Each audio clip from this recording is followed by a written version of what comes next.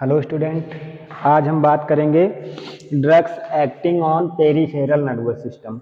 इसके पहले वाले वीडियो में हमने देख लिया था drugs acting on autonomic nervous system पे, जिसमें आपका जो पेरिफेरल नर्वस सिस्टम था दो पार्ट में डिवाइड था। एक आपका ऑटोनॉमिक नर्वस सिस्टम, दूसरा आपका somatic nervous system S N S. तो ए एन एस में ही आपका पोर्शन आता है। यस एन एस के फिर दो पार्ट हो जाते हैं, एक आपका सिंपैथेटिक नर्वस सिस्टम, दूसरा आपका पैरासिम्पैथेटिक नर्वस सिस्टम। तो सिंपैथेटिक नर्वस सिस्टम के बारे में हमने देख लिया था, जिसमें हमने देखा था कि सिंपैथोमाइमेटिक एजेंट क्या होते हैं, सिंपैथोलाइटिक एजेंट क्या होते हैं, जिसमें आपका न्यूरोट्रांसमीटर एड्रिनलिन, डोपामीन और आपका नॉर एड्रिनलिन रिलीज होता था, जो बॉडी को एक्साइट करता था, बॉडी को एबनॉर्मल कर देता था। आज हम बात करेंगे पैरासिम्पैथेटिक सिस्टम के बारे में, जो आपका एएनएस है। ये दो पार्ट में डिवाइड है, एक आपका सिंपैथेटिक नर्वस सिस्टम, दूसरा आपका पैरासिम्पैथेटिक नर्वस सिस्टम। तो जो पैरासिम्पैथेटिक नर्वस सिस्टम होता है, ये बॉडी को नॉर्मल कंडीशन में लेके आता है। ये आपका रेस्ट एंड डाइजेस्ट पे काम करता है। इसका मतलब बॉडी को नॉर्मल कंडीशन में लेके आता है, जबकि जो आपका सिंपैथेटिक नर्वस सिस्टम होता है वो फाइट और फ्लाइट पे काम करता था। इसका मतलब वो बॉडी को एबनॉर्मल करता था।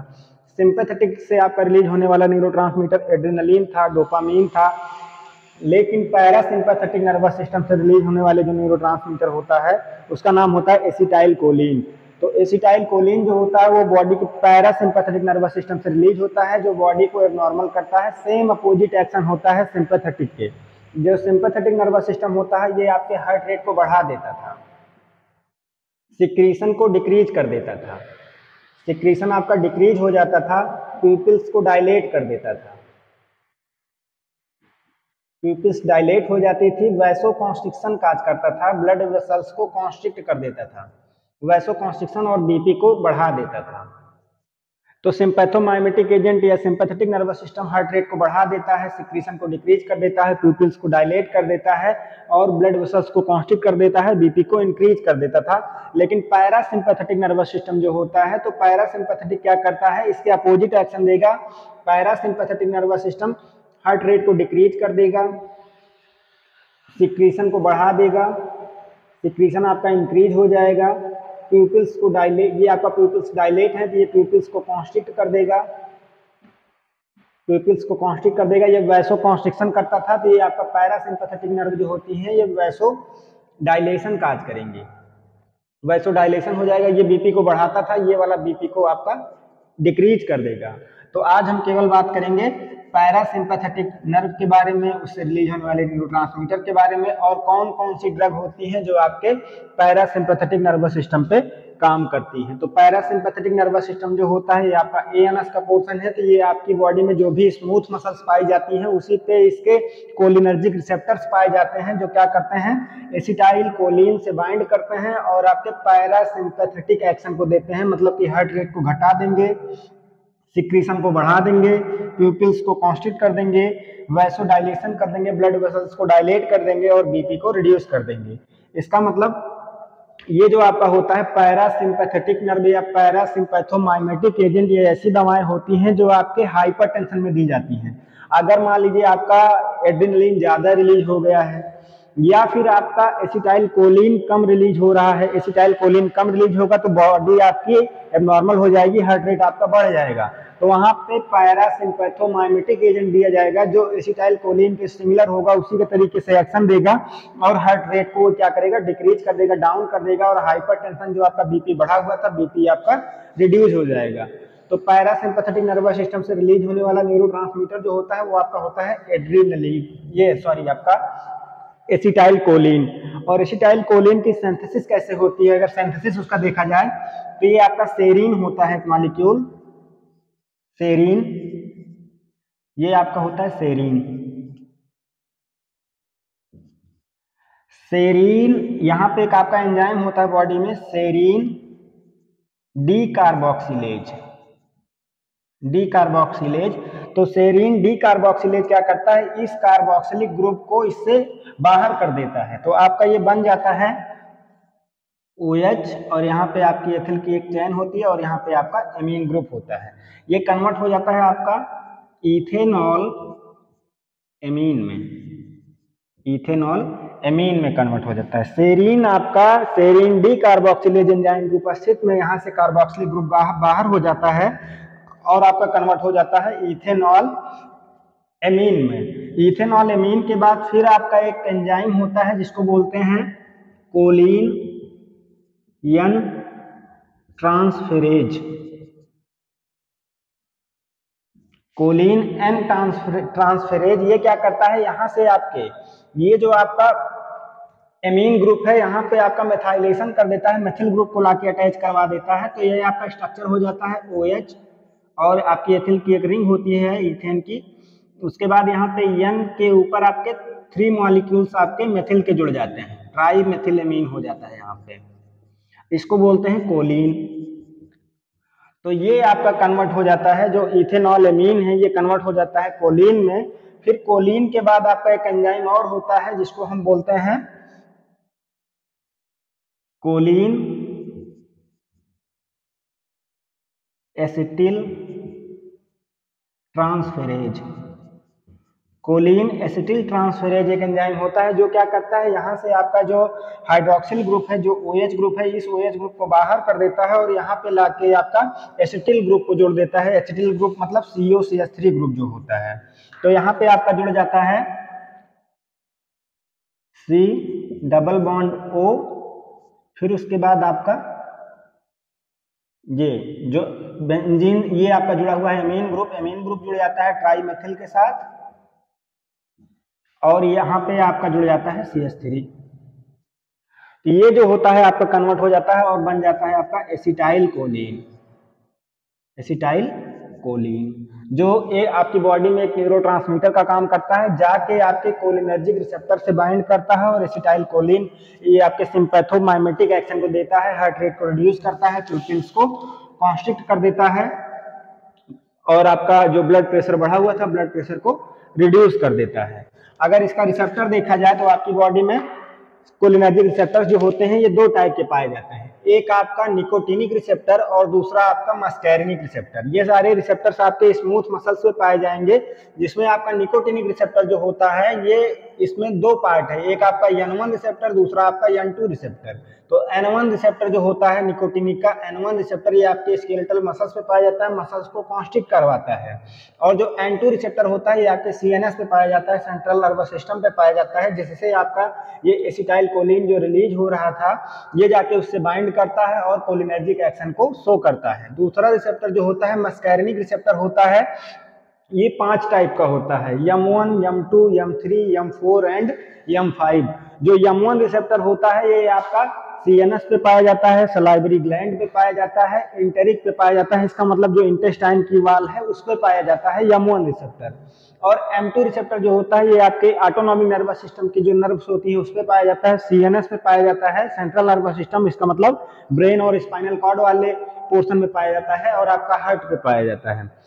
जो M3 रिसेप्टर होता है ये स्मूथ मसल्स पे पाया जाता है और हार्ट पे पाया जाता है, और M4 जो होता है आपके CNS पे पाया जाता है, इसका मतलब ब्रेन और स्पाइनल कॉर्ड में, और आपका M5 भी जो होता है ये आपका CNS और PNS वाले पोर्शन पे पाया जाता है। इसका मतलब जो आपके कोलिनर्जिक रिसेप्टर्स होते हैं ये आपके एड्रेनर्जिक रिसेप्टर की तरह पूरी बॉडी में स्मूथ मसल्स पे फैले हुए होते हैं। हर स्मूथ मसल्स पे आपके कोलिनर्जिक रिसेप्टर्स भी पाए जाते हैं, जिससे अगर आपका एड्रेनलिन जब रिलीज होता है आपके एड्रेनर्जिक ये कोलिनर्जिक न्यूरॉन से, जब आपका एसिटाइल कोलिन रिलीज होगा तो जाके इस रिसेप्टर से बाइंड करेगा और पैरासिम्पैथोमाइमेटिक एक्शन को देगा, इसका मतलब इसके एक्शन को बढ़ाएगा, हार्ट रेट वगैरह को घटा देगा। ये रिसेप्टर्स होते हैं जो आपकी बॉडी में पाए जाते हैं। अब हम बात कर लेते हैं पैरासिम्पैथोमाइमेटिक एजेंट होते क्या हैं। तो ये जो आपके एजेंट होते हैं ये क्या करते हैं, अगर आपकी बॉडी में एसिटाइल कोलिन कम रिलीज हो रहा होता है तो वहां पे आपका सिंथेटिक तरीके से बनाई गई ड्रग्स जो होती हैं वो दी जाती हैं, जो क्या करती हैं सेम एसिटाइल कोलिन के तरीके से वर्क करेंगी, वो भी जाके इसी रिसेप्टर पे बाइंड करेंगी और इसके एक्शन को शो करेंगी। अगर आपकी बॉडी में एसिटाइल कोलिन कम रिलीज हो रहा है, या फिर आपकी बॉडी ज्यादा ही हाइपरटेंशन में हो गई है, या फिर आपने कोई ड्रग्स लिया है जो आपकी एड्रेनर्जिक थी उसका ओवरडोज आपने ले लिया है तो एड्रेनलिन का एक्शन बढ़ गया है, तो उसको एंटागोनाइज करने के लिए हम दे सकते हैं यहाँ पे पैरासिम्पैथोमाइमेटिक एजेंट या फिर कोलिनर्जिक ड्रग जो क्या करेगा, एसिटाइल कोलिन के एक्शन को बढ़ाएगा। जैसे आपका एसिटाइल कोलिन का एक्शन था उसके एक्शन को इंक्रीज कर देगा। तो कोलिनर्जिक जो है, आप इसको कोलिनर्जिक ड्रग कहिए, चाहे आप एसिटाइल कोलिन एगोनिस्ट कहिए, चाहे आप पैरासिम्पैथोमाइमेटिक एजेंट कहिए, ये ऐसी ड्रग्स होती हैं जो आपकी बॉडी में आपकी कोलिनर्जिक रिसेप्टर से इंटरेक्ट करती हैं और उसके एक्शन को बढ़ा देती हैं, मिमिक कर देती हैं, पैरासिम्पैथोमाइमेटिक एजेंट कहलाते हैं। तो these are those compound which mimic the या increase the action of acetylcholine by interacting with the receptor, cholinergic receptors. ये ऐसी ड्रग्स होती हैं जो एसिटाइल कोलिन के एक्शन को मिमिक कर देती हैं, बढ़ा देती हैं by binding with cholinergic receptor. ये उस रिसेप्टर से जाके बाइंड कर जाएंगी और उसके एक्शन को बढ़ा देंगी, मिमिक कर देंगी। कोलिनर्जिक ड्रग कहलाती हैं, पैरासिम्पैथोमाइमेटिक एजेंट कहलाते हैं, जो सेम एसिटाइल कोलिन के तरीके से वर्क करते हैं। अगर इसका क्लासिफिकेशन देखा जाए तो इसमें आपका दो क्लास होती है, एक आपका डायरेक्ट एक्टिंग, दूसरा आपका इनडायरेक्ट एक्टिंग ड्रग। तो जो डायरेक्ट एक्टिंग ड्रग होती हैं जिसमें आपका एसिटाइल कोलिन आता है, कार्बाकोल आता है, बीथेन कोल आता है, मेथाकोलिन आता है और पिलोकार्पिन आता है। और जो आपकी इनडायरेक्ट एक्टिंग ड्रग होती हैं जिसमें आपका फाइसोस्टिग्मिन आता है, नियोस्टिग्मिन आता है, पायरिडोस्टिग्मिन आता है और आपका पैराथियोन आता है और मैलाथियोन आता है। अब जो डायरेक्ट एक्टिंग ड्रग होती हैं ये डायरेक्टली जाके आपके कोलिनर्जिक रिसेप्टर पे बाइंड करती हैं। जब आपका एसिटाइल कोलिन कम रिलीज होता है तो ये जो सिंथेटिक दवाएं हैं ये जाके उस कोलिनर्जिक रिसेप्टर पे डायरेक्टली बाइंड करेंगी और एसिटाइल कोलिन के एक्शन को बढ़ा देंगी, डायरेक्ट एक्टिंग ड्रग कहलाती हैं। और इनडायरेक्ट एक्टिंग ड्रग जो होती हैं ये ऐसी ड्रग्स होती हैं ये डायरेक्टली रिसेप्टर पे बाइंड नहीं करती हैं, एसिटाइल कोलिन के रिसेप्टर पे डायरेक्टली बाइंड नहीं करेंगी, ये आपके एसिटाइल कोलिन के रिलीज को बढ़ा देती हैं, इसके सिक्रीशन को बढ़ा देती हैं। या फिर आपकी बॉडी में एक एंजाइम पाया जाता है जिसको बोलते हैं कोलिन एस्टरेजेज, कोलिन एस्टरेजेज। कोलिन एस्टरेज नाम का एक एंजाइम पाया जाता है जो क्या करता है, आपकी बॉडी में जो आपका एसिटाइल कोलिन रिलीज हो रहा था, जो एसिटाइल कोलिन रिलीज होता है इसका ब्रेकडाउन कर देती है, इसको मेटाबोलाइज कर देती है या इनएक्टिव कर देती है। एसिटाइल कोलिन आपका इनएक्टिव हो जाता है किस एंजाइम की उपस्थिति में, कोलिन एस्टरेजेज एंजाइम की उपस्थिति में। अगर ये वाली ड्रग्स आप दे देंगे इनडायरेक्ट एक्टिंग ड्रग, या तो एसिटाइल कोलिन के सिक्रीशन को ये बढ़ा देंगे या फिर इस एंजाइम को इनहिबिट कर देंगे। जो एंजाइम आपका बॉडी में पाया जाता है जो एसिटाइल कोलिन के एक्शन को रिड्यूस कर रहा था, इस एंजाइम को ही इनहिबिट कर देती है। तो इनडायरेक्ट एक्टिंग ड्रग जो होती हैं ये ऐसी ड्रग्स होती हैं, ये क्या करती हैं, या तो एसिटाइल कोलिन के रिलीज को बढ़ा देंगे या फिर आपकी बॉडी में जो कोलिन का ब्रेकडाउन करता था आपका एंजाइम कोलिन एस्टरेजेज एंजाइम, उसको इनहिबिट कर देंगे, उसके एक्शन को ब्लॉक कर देंगे और एसिटाइल कोलिन का एक्शन आपकी बॉडी में आता रहता है। आपका हार्ट रेट जो है वो रिड्यूस हो जाएगा, ब्लड वेसल्स जो है वो डायलेट हो जाएंगी, सिक्रीशन जो डिक्रीज हुआ था सिक्रीशन आपका इंक्रीज हो जाएगा और बॉडी आपकी स्वतः फिर से नॉर्मल कंडीशन में आ जाती है। अगर ये ड्रग्स दी जाती हैं तो ये तो अपने रिसेप्टर पे बाइंड करेंगी, या तो निकोटिनिक रिसेप्टर पे बाइंड करेंगी या फिर आपके मस्कैरिनिक रिसेप्टर पे बाइंड करेंगी। ये जब ड्रग्स बाइंड करती हैं, जैसे मान लीजिए एग्जांपल के तौर पे ये हार्ट पे बाइंड कर रही हैं, तो जो हार्ट वाला पोर्शन है उस पे आपका ये रिसेप्टर्स पाए जाएंगे मस्कैरिनिक और निकोटिनिक रिसेप्टर। इससे जब एड्रेनलिन ये आपका एसिटाइल कोलिन जाके बाइंड करता है तो ये क्या करेगा, ये आपके कोलिनर्जिक एक्शन को देगा। इसका मतलब कि जो हार्ट रेट आपका बढ़ा हुआ है हार्ट रेट को डिक्रीज कर देगा, कम कर देगा। जो आपका हार्ट रेट बढ़ा हुआ था, जैसे जो एसए नोड होता है, पेसमेकर जो होता है, उससे आपकी कॉन्ट्रैक्शन इंपल्स जो जनरेट हो रही थी, जो बहुत ज्यादा फास्ट जनरेट हो रही थी, उन इंपल्स को क्या करेगा, ये स्लो कर देगा। इंपल्स आपकी कम जनरेट होंगी जिससे वेंट्रिकल्स का कॉन्स्ट्रिक्शन और रिलैक्सेशन स्लो हो जाएगा और आपका कोलिनर्जिक एक्शन आएगा, हार्ट रेट डिक्रीज होगा। और हार्ट रेट डिक्रीज होगा तो आपका ब्लड का प्रेशर भी डिक्रीज हो जाएगा। दूसरा, ये जो मस्कैरिनिक रिसेप्टर होते हैं ये आपके ब्लड वेसल्स पे भी पाए जाते हैं। तो ब्लड वेसल्स पे अगर आपका एसिटाइल कोलिन जाके मस्कैरिनिक रिसेप्टर से बाइंड करेगा तो ब्लड वेसल्स को ये डायलेट कर देगा, उसके डायमीटर को चौड़ा कर देगा। जैसे मान लीजिए आपका डायमीटर ये है, अगर आपकी ये दवा दी जाएगी तो मस्कैरिनिक रिसेप्टर, इस पे जो M1 M2 रिसेप्टर पाया जाता है, इस वेसल्स को डायलेट कर देगा, इसके डायमीटर को बढ़ा देगा और डायमीटर बढ़ जाएगा तो जो बीपी आपका बढ़ा हुआ था बीपी आपका रिड्यूस हो जाएगा। या फिर ये जो रिसेप्टर पाया जाता है, इसे डायरेक्ट एक्टिंग, मान लो एसिटाइलकोलिन तुम ले रहे हो, तो ये रिसेप्टर जो होता है, जैसे मान लो आपका यम1 रिसेप्टर है, तो यम1 रिसेप्टर जो है सलाइवरी ग्लैंड पे पाया जाता है। माउथ में जो सलाइवरी ग्लैंड 3 पेयर्स में प्रेजेंट होती हैं, पैरोटिड ग्लैंड है, सबलिंगुअल ग्लैंड है, सबमैंडिबुलर ग्लैंड है, जो सलाइवा का सिक्रेशन करती थी। सिक्रेशन अगर आपका डिक्रीज हो गया है तो यहाँ पे आप दे सकते हैं पैरासिम्पैथोमाइमेटिक एजेंट।